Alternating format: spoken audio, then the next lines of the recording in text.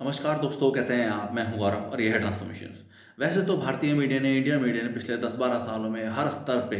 निराश किया ही है, या overall society at large, community at large, युवाओं की बात हो, महिलाओं की बात हो, उनको डिमोटिवेट करने का काम किया ही है।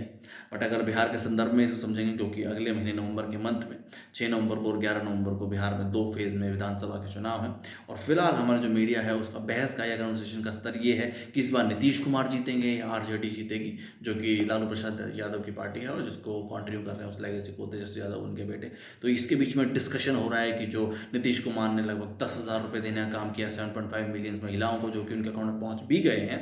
या फिर जो आरजेडी है उसने हमने रिसेंटली वादा किया है कि हर घर जो है वो जॉब देने का काम करेंगे, सरकारी जॉब। तो इतनी जॉब्स हैं भी या नहीं, या इतनी जो पॉपुलेशन है बिहार की उसको दे पाएंगे नहीं दे पाएंगे, ये मीडिया का स्तर है। इंस्टेड की जो नए मुद्दे हैं, जो ओवरऑल एक तरीके से जो राज्य के विकास के मुद्दे हैं उनकी कोई बातें करें कि फ्लड पे कोई काम होगा या नहीं होगा, या क्लाइमेट चेंज की कोई सोल्यूशन होगा या नहीं होगा, जो एक तरीके से वुमेन एम्पावरमेंट की बात है उसके ऊपर कोई सोल्यूशन हो पाएगा नहीं हो पाएगा, रोड इंफ्रास्ट्रक्चर डेवलप होगा कि होगा, न्यू स्टार्टअप्स में किस तरीके से कोई काम होगा। सिर्फ और सिर्फ इस तरीके की बेकार की एंडलेस यूजलेस बहस जिसका कोई निष्कर्ष भी नहीं है इवन, उस पर ही सुबह शाम का डिस्कशन। और सेकेंडली, किसी नए युवक को अपॉर्चुनिटी मिली या नहीं मिली, किसी की कोई विचारधारा पे किसी का कोई स्पेस देने का काम किया गया है कि नहीं किया, कोई नहीं किया गया। सुबह शाम सिर्फ और सिर्फ बहस कि इस बार नीतीश कुमार जीतेंगे या जेडीयू जीतेगी या आरजेडी जीतेगी, क्योंकि गठबंधन में है बीजेपी नीतीश कुमार के साथ है और आरजेडी के साथ कांग्रेस है, तो वो जीतेंगे या नहीं जीतेंगे। जैसे कि कोई बपौती है कि इन्हीं 2-4-5 लोगों को ही अपॉर्चुनिटी मिलनी चाहिए। आप किसी भी फील्ड में देख लीजिए, भले वो एजुकेशन का फील्ड हो, हेल्थ केयर का फील्ड हो,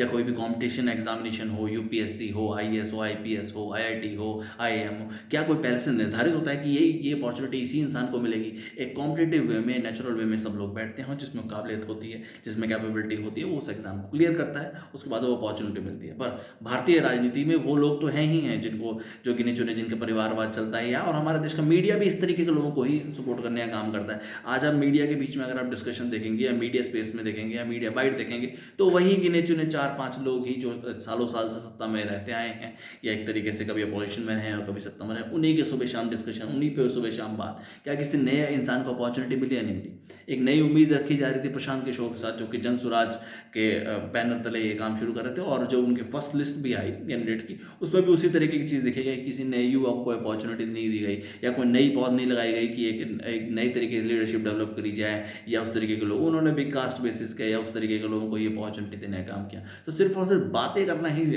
से ही काम नहीं हो पाएगा। ओवरऑल सिस्टम को इम्प्रोवाइज करने के लिए जब तक नए लोगों को अपॉर्चुनिटी नहीं मिल पाएगी, या नए लोगों को स्पेस नहीं दिया जाएगा, तब तक और हम विकास एक तरीके से डेवलप कैसे देख पाएंगे? जय हिंद, जय भारत।